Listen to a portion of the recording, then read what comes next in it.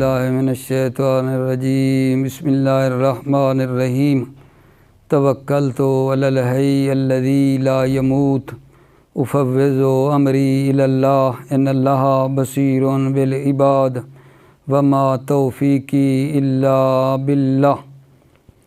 تواب کا بیان۔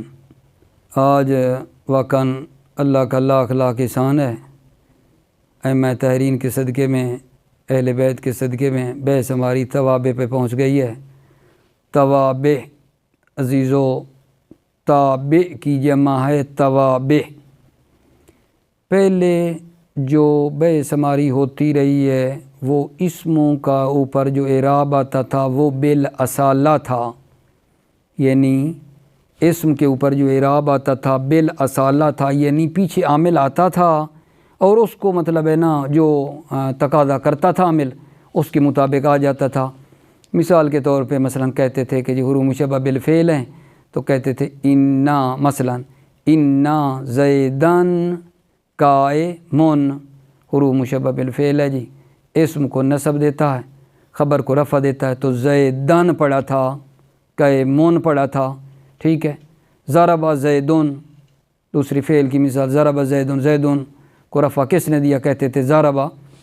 یہ نہیں مطلب ہے اعراب بالاصالہ کہتے تھے پہلا جو گزرا، یعنی جو مطلب ہے اعراب آتا تھا نا وہ خود عامل کی وجہ سے آتا تھا، خود عامل آ کر اس کو دے دیتا تھا۔ ابھی جو بحث تابع کی شروع کرنا چاہتے ہیں نا وہ یہ ہے کہ اسم کا جو اعراب ہوگا نا وہ پہلے والے اسم کے تابع ہوگا، یعنی پہلے اسم کے مطابق اس کا اعراب آئے گا۔ تو یہ اعراب نا بالاصالہ نہیں ہے، بلکہ یہ اعراب کیا ہے؟ پہلے والے اسم کے نا میرے عزیزو تابع ہے، ٹھیک ہے جی۔ یہ تو ایک مختصر بات۔ اب جی تابع کہتے کسے ہیں؟ تابع کسے کہتے ہیں؟ تابع ایسے اسم کو کہتے ہیں جس سے پہلے کوئی اسم ہو، حتماً تابع ایسے اسم کو کہتے ہیں جس سے پہلے کوئی اسم ہو اور اس اسم پر جو اعراب جس وجہ سے ہے اسی وجہ سے وہی اعراب دوسرے اسم پر بھی ہو تو اس کو تابع کہتے ہیں۔ دوبارہ سنیں نا، تابع کی تعلیف نا دلوں پہ اترے تو پھر بات کا مزہ ہے، پھر آگے بڑھیں گے۔ تابع کسے کہتے ہیں؟ تابع ایسے اسم کو کہتے ہیں جس سے پہلے کوئی اسم ہو اور اس اسم پر جو اعراب جس وجہ سے ہے وہی اعراب دوسرے اسم پر ہو اور اسی وجہ سے ہو۔ جیسے جی، جیسے عرض کر دوں کہ مثلا کہوں کہ جانی زیدن عالمون، مثلا جانی زیدن عالمون، یا کہیں جانی رجلن عالمون، ٹھیک ہے۔ اچھا یہ جو مثلا پڑھا ہے جانی رجلن، رجلن یہ کیا ہے جی؟ یہ مطبوع ہے۔ عالمون کیا ہے؟ یہ تابع ہے۔ تو رجل کے اوپر اعراب کیوں آیا ہے؟ کس وجہ سے رجل مرفوع ہے؟ کیونکہ جاء کا فاعل ہے۔ اسی وجہ سے جو عالم مرفوع ہے نا وہ بھی کس وجہ سے مرفوع ہے؟ فاعل ہونے کی وجہ سے مرفوع ہے۔ یہی کہنا چاہ رہا تھا مثال میں کہ تابع کیسے کہتے ہیں؟ تابع ایسے اسم کو کہتے ہیں جس سے پہلے ایک اسم ہو اور اس اسم پر جو اعراب ہے اسی وجہ سے وہ اعراب دوسرے اسم پر بھی ہو۔ جیسے اب اس مثال میں کیا بھلا ہم تطبیق کریں گے؟ جانی رجلن عالمون، یہاں محل شاہد کیا ہے؟ تابع کون ہے؟ تابع عالم ہے۔ ایسے اسم کو کہتے ہیں۔ عالمون پہ آپ نے توجہ رکھنی صاحب نے۔ عالمون کیا ہے؟ ایک ایسا اسم جس سے پہلے ایک اسم ہو، وہ کیا ہے؟ رجل ہے۔ تابع ایسے اسم کو کہتے ہیں نا جس سے پہلے ایک اسم ہو اور اس اسم پر جو اعراب ہے یعنی پہلے والے پہ جو اعراب ہے وہ کیا ہے؟ وہ رفع ہے، اور جس وجہ سے ہے وہی اعراب دوسرے پر بھی اور اسی وجہ سے ہو۔ رجل پہ اعراب رفع ہے، کیوں؟ کیونکہ وہ فاعل بن رہا ہے، صحیح ہے۔ یہ اسی وجہ سے عالمون بھی مرفوع ہے، اور کیوں؟ کیونکہ فاعل ہونے کی بنا پہ۔ یہ ہے تابع جی، تابع۔ تو تابع کسے کہتے ہیں؟ مرتبہ پھر جی تابع ایسے اسم کو کہتے ہیں جس سے پہلے ایک اسم ہو اور اس اسم پر جو اعراب ہے اسی وجہ سے وہی اعراب دوسرے اسم پر بھی ہو۔ اچھا، اس کو تابع کہتے ہیں، اور تابع سے جو پہلے والا ہوتا ہے نا اس کو متبوع کہتے ہیں۔ یہ تو ہو جائے گا نا تابع، تابع سے پہلے والا جو اسم ہے اس کو کیا کہتے ہیں؟ متبوع، اس کو متبوع کہتے ہیں اور اس کو تابع کہتے ہیں۔ تابع کی 5 قسمیں ہیں جی، تابع کی 5 قسمیں ہیں: صفت، صفت، تاکید، بدل، عطف بے حرف، عطف بیان۔ تابع کی تعریف کے بعد کیا کیا؟ تابع کی اقسام بیان کی ہیں۔ تابع کی 5 قسمیں ہیں: صفت، تاکید، بدل، عطف بے حرف اور عطف بیان۔ ٹھیک ہے، اب عزیزو بات یہ کرنی ہے کہ تابع کی تعریف، تابع کی اقسام کے بعد جو 5 قسمیں بیان کی ہیں آگے ان کی وضاحت آ رہی ہے، ہر ایک کی آگے وضاحت ہے۔ مثلا تابع کی قسم میں پہلی کیا ہے؟ صفت ہے۔ تو صفت جی، صفت کسے کہتے ہیں؟ صفت ایسے تابع کو کہتے ہیں، صفت ایسے تابع کو کہتے ہیں جو ایسے معنی پر دلالت کرے جو متبوع کے اندر پایا جائے، جو متبوع کے اندر پایا جائے، یا ایسے معنی پر دلالت کرے جو متعلق متبوع کے اندر پایا جائے۔ صفت ایسے تابع کو کہتے ہیں جو ایسے معنی پر دلالت کرے جو متبوع کے اندر پایا جائے، یا ایسے معنی پر دلالت کرے جو متعلق متبوع کے اندر پایا جائے۔ ٹھیک ہے، اب دونوں کی مثالیں ہیں۔ صفت جب ایسے معنی پر دلالت کرے جو کیا بلا شابس، جو متبوع کے اندر پایا جائے۔ مثلا میں عرض کر دیتا ہوں جانی رجل عالم، رجل عالم، عالم صفت ہے۔ یہ صفت بتا رہی ہے، کیا بتا رہی ہے؟ کہ میرا جو متبوع ہے رجل وہ کیسا ہے؟ ان پڑھ نہیں ہے، عالم ہے۔ عالم صفت بتا رہی ہے کہ میرا متبوع کے اندر والی جو صفت ہے نا وہ علم والی صفت ہے، رجل عالم ہے، یہ بتاتی ہے۔ اچھا، وہ دوسری کہ جب صفت کیا ہے؟ متبوع کے متعلق کے اوپر دلالت کرے، ایسے معنی پر دلالت کرے جو متبوع کے اندر نہیں، متبوع کے متعلق کے اندر پایا جائے۔ متعلق سے کیا مراد ہے؟ یعنی متبوع کے ساتھ جو مربوط ہیں، جن کا متبوع کے ساتھ رابطہ ہے، تعلق ہے، اس کے اندر وہ صفت پائی جاتی ہے، خود متبوع کے اندر نہیں ہے۔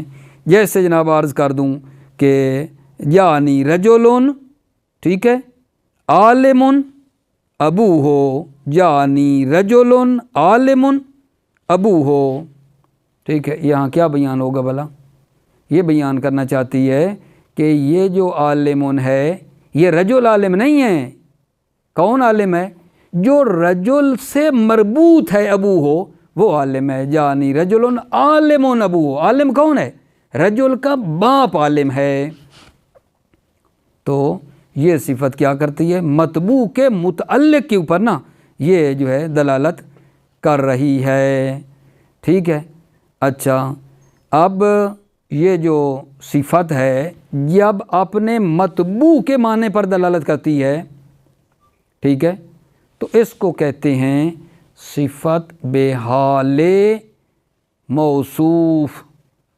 ٹھیک ہے، اور دوسری جب صفت متبوع کے متعلق کے معنی پر دلالت کرتی ہے، نہ متبوع کے معنی پر، تو اس کو کہتے ہیں صفت بحال متعلق موصوف۔ معذرات، اس کو کیا کہتے ہیں؟ صفت بحال متعلق موصوف اسے کہتے ہیں۔ پھر ذرا دھیان دیں، صفت جب بحال موصوف دلالت ہو کر رہی ہو، کیا مطلب؟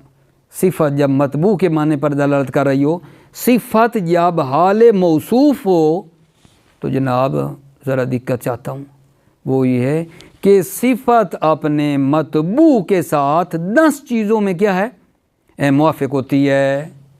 صفت جب اپنے مطبوع کے معنی پر دلالت کرے جس کو نام دیا ہے صفت بحال موصوف، ٹھیک، تو یہ کتنی چیزوں میں صفت اپنے مطبوع کے مطابق ہوتی ہے؟ 10 چیزوں میں جی مطابق ہوتی ہے، 10 چیزوں میں مطابق ہوتی ہے۔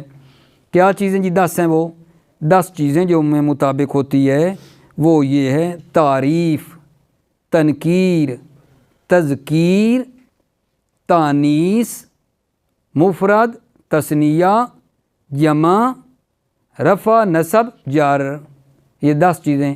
اچھا یہ جو 10 چیزیں ہیں نا، 10 چیزوں میں 4 چیزوں میں بیک ٹائم، یہ 10 چیزیں جو ہیں نا ان میں ایک ٹائم پہ 10 میں سے 4 چیزیں ہوں گی، ساری 10 کی 10 تو نہیں ہوں گی، 10 میں سے بیک ٹائم ایک ہی وقت جب ہمیں وہ ملیں گی 4 ہوں گی، 10 میں سے 4 چیزیں۔ وہ کیا ہے جی؟ تعریف و تنکیر میں سے ایک ہوگا، ظاہر ہے جب معرف ہوگا تو پھر نکرہ تو نہیں ہوگا نا، تعریف اور تنکیر میں سے ایک، تذکیر و تانیث یعنی مذکر مؤنث میں سے ایک، یہ ہو جائے گا، ایسا تو نہیں ہے مذکر بھی ہو اس مؤنث بھی ہو، ایک ہی ہوگا نا، تذکیر و تانیث میں سے ایک، اور جناب جو ہے نا مفرد تثنیہ جمع میں سے بھی ایک ہوگا، ایک ٹائم ایک اسم جو ہے یا مفرد ہوگا یا تثنیہ ہوگا یا جمع ہوگا ایک، اور رفع نصب جار میں سے بھی ایک ہوگا، بیک ٹائم یا رفع ہوگا اس پر ایک اسم پر اعراب، جب رفع ہوگا تو پھر نصب نہیں ہوگی، یعنی 10 میں سے 4 چیزوں میں یہ صفت جو ہے نا اپنے مطبوع کے موافق ہوتی ہے، ٹھیک ہے۔ اور صفت جب متعلق کے مطبوع کے معنی پر دلالت کرتی ہے تو انشاءاللہ یہ بحث جو ہے نا ہم بعد کے جلسے کے لیے رکھ رہے ہیں، صفت یا بحال موصوف یا صفت بحال متعلق موصوف جو ہے کتنی چیزوں میں موافق ہوتی ہے، تو وہ 5 چیزوں میں موافق ہوتی ہے، اور 5 میں سے 2 بیک وقت پائی جاتی ہیں جن کا انشاءاللہ تذکرہ ہم نے بعد میں کرنا ہے اگلے جلسے کے لیے انشاءاللہ۔ فصل توابع کا بیان، فائدتن، اب تک ایسے اسموں کا بیان تھا جن پر اعراب اصلی تھا، یعنی ان کے اوپر ان کے عامل کا اثر بغیر کسی واسطے کے تھا۔ اب ایسے اسموں کا بیان ہے جن پر اعراب اصلی نہیں ہے بلکہ پہلے اسم کے تابع ہونے کی وجہ سے ہے۔ تابع ایسے اسم کو کہتے ہیں جس سے پہلے کوئی اسم ہو اور اس اسم پر جو اعراب جس وجہ سے ہو وہی اعراب اسی وجہ سے بعد والے اسم پہ ہو، ٹھیک ہے۔ پہلے اسم کو مطبوع اور بعد والے کو تابع کہتے ہیں۔ تابع کی 5 قسمیں ہیں، صفت، تاکید، بدال، عطف حرف، عطف بیان۔ مثال جو ہے نا ایک لے لیں کہ ایسے اسم کو کہتے ہیں جس سے پہلے کوئی اسم ہو، ٹھیک ہے، اور اس اسم پر جو اعراب اسی وجہ سے جو اعراب ہے وہی اعراب اسی وجہ سے بعد والے اسم پہ ہو۔ تو مثال میں جانی رجل عالم، رجل تابع ہے، اس سے پہلے کہ اسم ہے رجل، اس رجل پہ اعراب مرفوع کیوں ہے؟ کیونکہ وہ فاعل ہے، فاعل ہونے کی وجہ سے، وہی اعراب عالمون پہ بھی ہے فاعل ہونے کی وجہ سے ہے، یہ مطلب تھا۔ اور تابع کی 5 قسمیں، صفت، تاکید، بدل، عطف حرف، عطف بیان۔ صفت ایسے تابع کو کہتے ہیں جو ایسے معنی پر دلالت کرے جو مطبوع کے اندر پایا جائے، مطبوع کے اندر پایا جائے۔ مثلا جی جانی رجل عالمون، عالمون بیان کر رہا ہے کہ رجل جو ہے نا وہ عالم ہے، ٹھیک ہے، یا ایسے معنی پر دلالت کرے جو مطبوع کے متعلق کے اندر پایا جائے، خود مطبوع میں نہیں، مطبوع کے یا رشتہ دار، مثلا مطبوع کے جو متعلق ہیں، مطبوع کے ساتھ جو مربوط ہیں۔ یعنی رجل عالم ابو ہو، یا عالمون یہ بتا رہا ہے کہ رجل عالم نہیں ہے، رجل کا جو باپ ہے نا وہ عالم ہے، ٹھیک ہے۔ پہلے کو صفت بحال موصوف، پہلا کون؟ پہلے سے مراد یہ ہے کہ جب صفت مطبوع ایسے معنی پر دلالت کرے جو خود مطبوع کے اندر پایا جائے، اس کی بات ہو رہی ہے۔ پہلے کو صفت بحال موصوف اور دوسرے کو صفت بحال متعلق موصوف کہتے ہیں۔ دوسرا کون؟ یعنی جب صفت ایسے معنی پر دلالت کرے جو مطبوع کے متعلق کے اندر پایا جائے، اس کو صفت بحال موصوف کی مثال جیسے جا رجل عالم، صفت بحال متعلق موصوف کی مثال یہ تو ہو گئی نا صفت بحال موصوف کی، عالم صفت ہے نا رجل کی، صفت بحال متعلق موصوف یعنی رجل حسن غلام ہو یا ابو ہو، آیا میرے پاس ایسا آدمی کہ اچھا ہے اس کا غلام یعنی اس کا یا اس کا باپ، صفت کی پہلی قسم یعنی صفت بحال موصوف 10 چیزوں میں اپنے مطبوع کے موافق ہوتی ہے، تعریف، تنکیر، تذکیر، تانیث، افراد، تثنیہ، جمع، رفع، نصب، جر، ان میں سے 4 چیزیں ایک وقت میں پائی جائیں گی، تعریف و تنکیر میں سے 1، تذکیر و تانیث میں سے 1، افراد تثنیہ جمع میں سے 1، ٹھیک ہے، رفع نصب جر میں سے 1۔ اس مثال پہ دھیان دینا، اندی رجل عالم ان کو تطبیق کریں، یہ عالم کس کی صفت ہے؟ رجل کی ہے نا، تو یہاں 4 چیزوں چیک کرو، ہر 2 مرفوع، رجل مرفوع، عالم مرفوع، ہر 2 نکرہ، ہر 2 مفرد، ہر 2 مذکر، 4 چیزیں اس پہ فٹ آتی ہیں۔ ورجلان عالمان ہیں جی، دونوں بتاؤ، ہر 2 مرفوع، کیوں اس کا رفع نا، کیونکہ تثنیہ ہے نا، تثنیہ کی رفع الف کے ساتھ ہوتی ہے، پریشان نہ ہونا کہ رجلون تو مرفوع تھا، ادھر پیش میں نظر آ رہی تھی، رفع پیش آ رہی تھی ضمہ، ادھر کہاں گئی؟ رجلان عالمان تثنیہ ہے نا، تثنیہ کی رفع الف کے ساتھ ہوتی ہے، ہر 2 مرفوع جی، ہر 2 نکرہ، ہر 2 تثنیہ، ہر 2 مذکر۔ ورجال عالمون، ٹھیک ہے، ہر 2 مرفوع، ہر 2 نکرہ، ہر 2 جمع، ہر 2 مذکر۔ وامرأۃ عالمۃ میں بھی اسی طرح ہے، وامرأتان عالمتان میں بھی اسی طرح بنا لیں، تطبیق کریں۔ ونسوۃ عالمات، اور صفت کی دوسری قسم جو بحال متعلق موصوف ہے وہ انشاءاللہ اس کو ہم کیا کریں گے میرے عزیزوں؟ کل کے لیے جو ہے انشاءاللہ اس کو رکھ رہے ہیں، ٹھیک ہے۔